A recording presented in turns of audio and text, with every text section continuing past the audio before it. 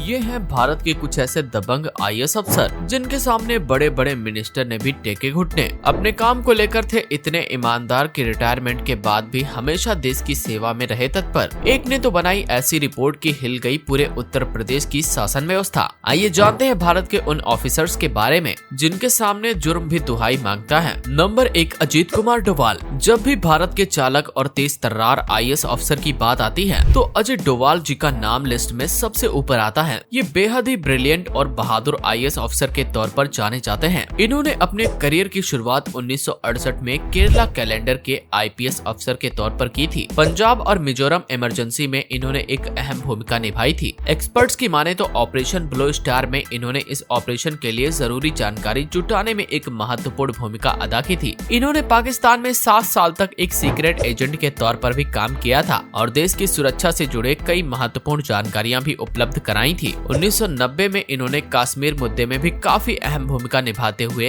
Hardcore militant को counter and sergeant बनने के लिए तैयार किया था, जिस वजह से 1996 में जम्मू और कश्मीर में इलेक्शन हो सके। देश में इनके महत्वपूर्ण योगदान के लिए इन्हें कीर्ति चक्र सम्मान से भी सम्मानित किया गया है। अपने रिटायरमेंट के बाद 30 मई 2014 से ये नेशनल सिक्योरिटी एडवाइजर के तौर पर आज भी देश के लिए अपनी महत्वपूर्ण सेवा दे रहे हैं। नंबर 2, किरण बेदी। 1970 में पंजाब यूनिवर्सिटी से मास्टर्स करने के बाद इन्होंने आईआईटी दिल्ली से अपनी पीएचडी कंप्लीट की और 1972 में किरण बेदी ने आईपीएस अफसर के तौर पर बतौर सिविल सर्वेंट अपने करियर की शुरुआत की। ये देश की पहली महिला आईपीएस अफसर बनी थी। इनकी पहली पोस्टिंग दिल्ली के चाणक्यपुरी में हुई। 1993 से 1995 तक ये तिहाड़ जेल की आईजी रही और इन्होंने प्रिजन मैनेजमेंट में detoxification programme, art of living courses, योग और लिटरेसी प्रोग्राम शुरू किए, जिस वजह से 1994 में इन्हें रमन मैग्सेसे अवार्ड से भी सम्मानित किया गया। 2007 में आईपीएस के पद से वॉलंटरी रिटायरमेंट लेकर ये सोशल वर्क में जुट गयी। आज पंजाब राज्य में राज्यपाल के पद पर काम कर रही हैं। Number 3, SR Shankaran. ये 1956 के आईपीएस अफसर थे जिन्होंने देश के लिए हमेशा ही बेहद बहादुरी और ईमानदारी से काम किया था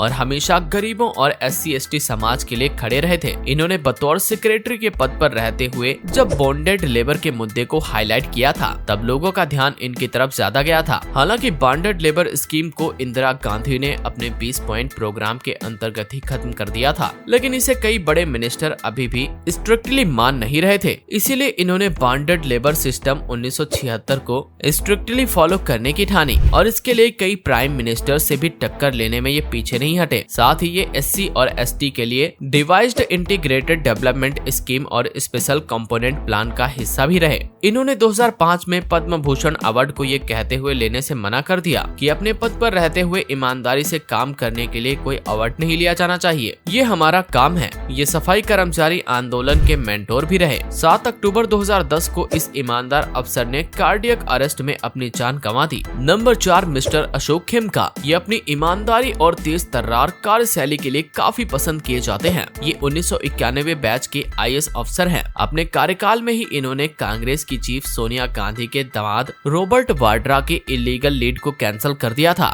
इतना ही नहीं, इन्होंने सोनीपत, खरखोदा IMT लैंड, सकाम केस, गरी सांपला उद्धार गगन लैंड, सकाम के साथ कई और भी इलीगल एक्टिविटीज का पर्दाफाश किया, जिस वजह से इन्हें अपने करियर में कुल 54 ट्रांसफर के साथ ढेर सारे FIR का भी सामना करना पड़ा। इनकी ईमानदारी और इनके काम को देखते हुए साल 2011 में इन्हें SR जिंदल प्राइज से भी नवाजा गया। नंबर 5, विनोद राय। ये केरला कैलेंडर के 1972 बैच के आईएएस अफसर हैं। इन्होंने अपने करियर की शुरुआत त्रिशूर डिस्ट्रिक्ट से सब कलेक्टर के रूप में की थी। फोर्ब्स की रिपोर्ट के अनुसार इनकी गिनती कुछ ऐसे सिविल सर्वेंट के रूप में होती है जो गवर्नमेंट की टफ मशीनरी में भी अपने हुनर से काम करना जानते हैं। इन्हें सबसे ज्यादा उपलब्धि भारत के 11वें कंट्रोलर और ऑडिटर जनरल ऑफ इंडिया के तौर पर मिली। इन्होंने अपने इस टाइम पीरियड में कई स्कैंडल्स का खुलासा किया और करप्शन पर रोक लगाई। Coalgate scam, 2G spectrum location scam, Delhi commonwealth game scam, Padmanabha Swamy temple audit जैसी इरेगुलरिटीज में इन्होंने CAG को लीड किया और इनके 2G एक्सपेक्ट्रम लोकेशन रिपोर्ट की वजह से यूपी गवर्नमेंट के कई बड़े मिनिस्टर्स को अपने पद से इस्तीफा देना पड़ा। इसके साथ ही इन्होंने प्राइवेट पब्लिक पार्टनरशिप एंटिटीज, पंचायती राज इंस्टीट्यूशन और कई और सोसाइटीज को CAG की सीमा के अंदर लाने की कोशिश की ताकि करप्शन को कंट्रोल किया जा सके। वीडियो पसंद आया हो तो इसे लाइक शेयर कर दें और अगर आप इसे फेसबुक पर देख रहे हैं तो पेज को फॉलो कर लें और यूट्यूब पर देख रहे हैं तो चैनल को सब्सक्राइब कर लें।